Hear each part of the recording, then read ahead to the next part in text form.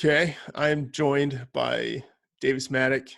Davis, we're recording this in the middle of the Corona apocalypse. How are you holding up? Matt, I assume your experience is actually pretty similar to mine in that we don't leave our houses all that much. Right.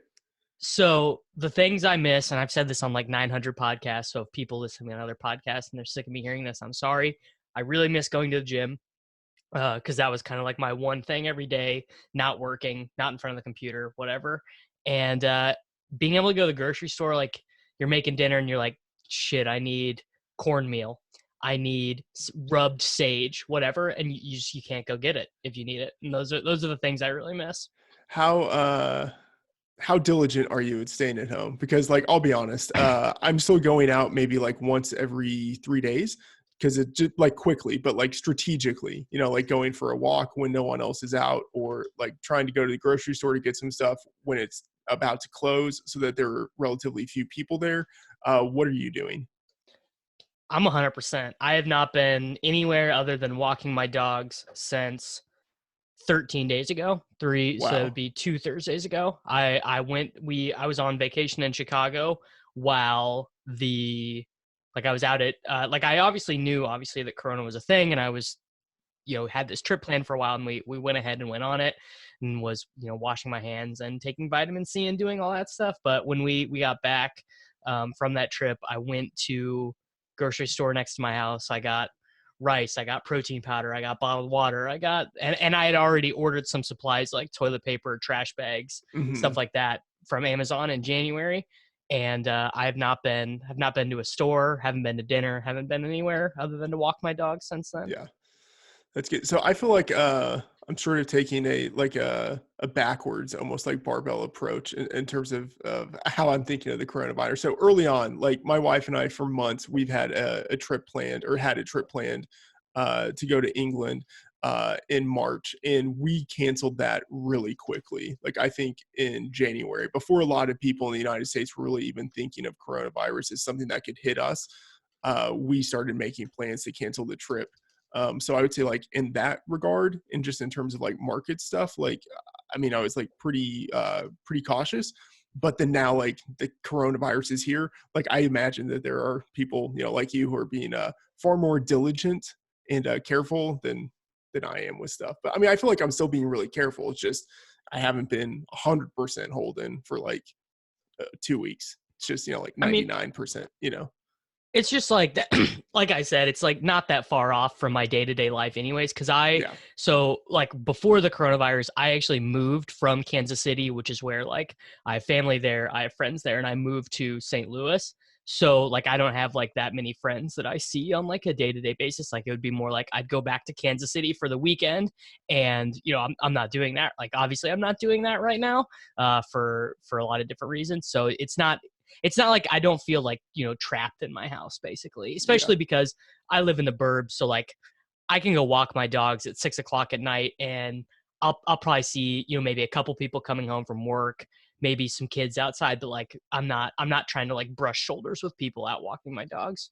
Yeah. Yeah. That's yeah, I get it. That's how it is here. If we leave the house, we can walk around and still not run into people. So it's still pretty safe.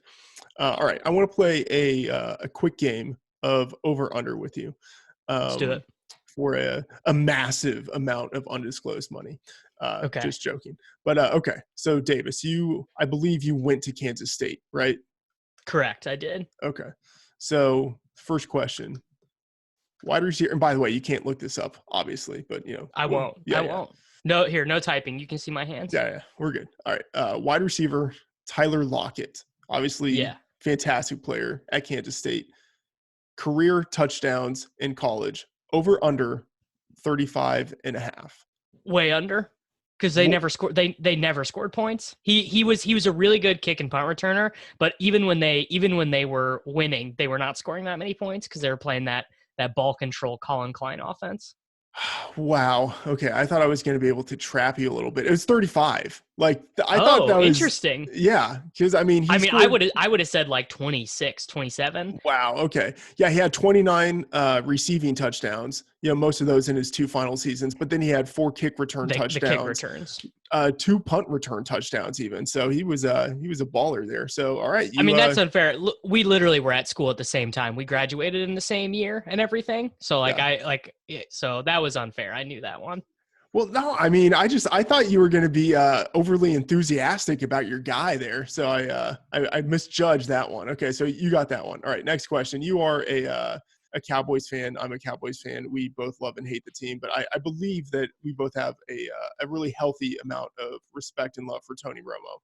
So the question: career regular season starts for Tony Romo, 125 and a half. He played longer than you think, so he didn't play as long as like but he played more than sort of you realize. So I'm gonna take the over, but not by much. Okay, you are saying over. You are correct. 127 was the number of games he played. Yeah, he played a healthy number of years, but in the later years, he obviously did miss a lot of games there. So, damn, Davis, you're crushing me 2-0. Okay. You and I were both early writers at RotoViz, but I believe it has been a number of years since you submitted a piece there. The total number of RotoViz articles that you wrote, 95 and a half. Man, I wrote a lot of articles on RotoViz, like short ones, right? Like 600 words on like why Nick Toon is the next Randy Moss or whatever. So the problem is though, is that I'm probably very likely to overestimate my own accomplishments and how much I wrote. And also, I don't know if you're counting like the group source articles. So like, remember there was an article you and I joint wrote about the like ones John that are Brown. under your byline, the ones that are published by Davis Mattek, where if I went to your author page, it would show up there. So I'm going to say under, but I feel like there were more. Okay. So I won that one. It was 98. You were so close. So close. So digits. I should probably I should email Curtis and like just submit 2 pieces so I can say that I have 100. Exactly. That would be good. Yeah, got to increase that market share. Okay. Stephen Hill was a favorite of a lot of the early RotoViz writers. I feel like all of us at some point wrote an article on Stephen Hill from some angle or another. So, wide receiver Stephen Hill, career number of NFL touchdowns, over under 5.5. So he had 2 touchdowns in his first NFL game. Yeah, we all remember that. That was like the Moss game where like this is the greatest player ever. Yeah, I was like Stephen Hill, he really is. The thing is I believe he didn't even really play in his second year. Like I think it was really just that rookie year. I'm going to take the over though cuz I feel like this is reverse psychology line. Like I feel like he somehow like sucked out to 7. Okay. It was 4. Oh, that's so 2 in his first career game, Matt. I know, it's so bad. So bad. Okay, so we are tied 2-2. All right, final question. Davis, I believe you are a Royals fan, correct? That is correct, yes. Okay, so I'm not going to get this. I'm like not a good Royals fan.